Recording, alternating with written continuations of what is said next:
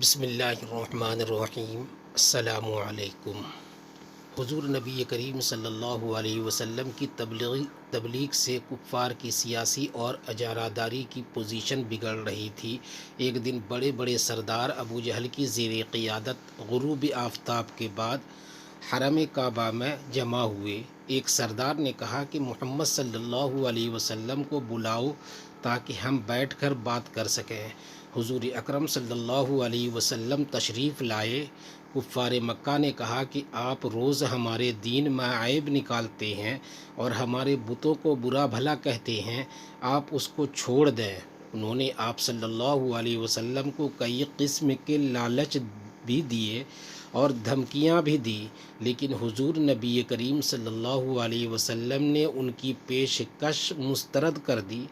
پھر وہ کہنے لگے، اچھا ایسا کریں، اللہ تعالیٰ سے دعا کریں کہ ہماری وادی سے پہاڑوں کو ہٹا دے، شام و عراق کی طرح یہاں دریا جاری ہو جائے، ہماری آباء و اجداد دوبارہ زندہ ہو جائے، خاص طور پر قصی بن کلاب زندہ ہو کر آپ کی تصدیق کر دے۔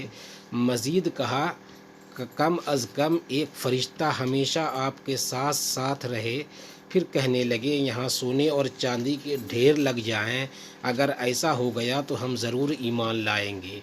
حضور اکرم صلی اللہ علیہ وسلم نے فرمایا، مجھے اللہ تعالیٰ نے ان حقیر مطالبات کے لیے نبی بنا کر نہیں بھیجا۔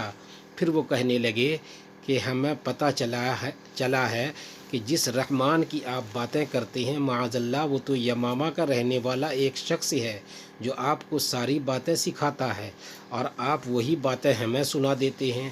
قریش مکہ کی یہ بے بنیاد باتیں سن کر حضور اکرم صلی اللہ علیہ وسلم انہیں اللہ کا پیغام سنا کر واپس تشریف لے گئے۔ قریش ابھی بیٹھے تھے۔ ابو جہل نے اپنے ساتھیوں سے کہا کہ دیکھا تم نے، حضور صلی اللہ علیہ وسلم تو کسی فیصلے پر رضامند ہی نہیں ہوتے۔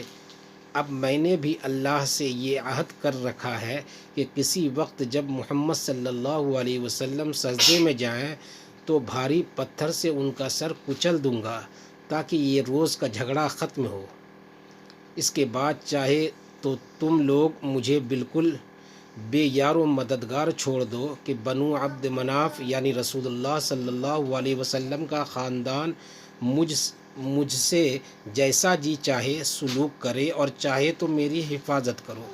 اس کے ساتھیوں نے کہا، واللہ ہم تمہیں بے یار و مددگار نہیں چھوڑیں گے، لہٰذا تمہارا جو جی چاہے کر گزرو۔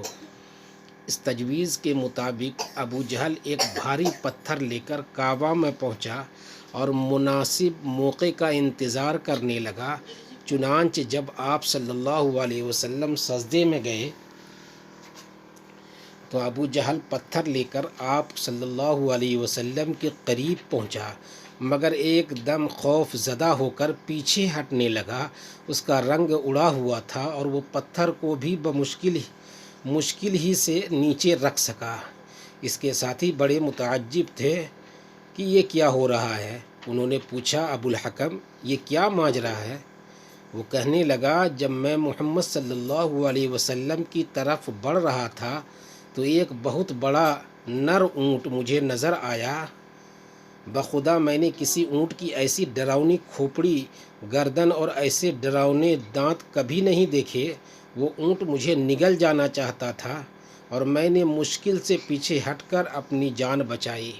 دوستوں، چینل پر نئے ہیں، چینل کو سبسکرائب کر کے بیل آئیکن کا بٹن ضرور دبائیں۔ شکریہ۔